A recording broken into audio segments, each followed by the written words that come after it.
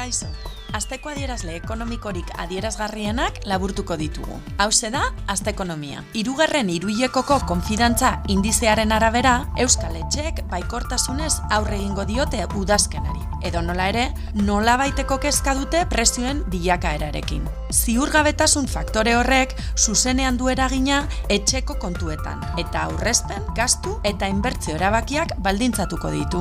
Halaxe islatzen da, adibidez, etxebizitzen gaineko hipoteka maileguen bilakaeran. Uztailean, autonomia erkidegoen artean, Euskadin jaitsi zen gehien.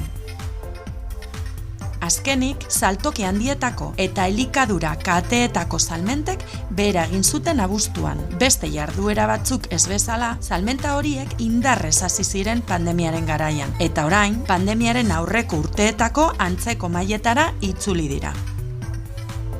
Hurrengora arte!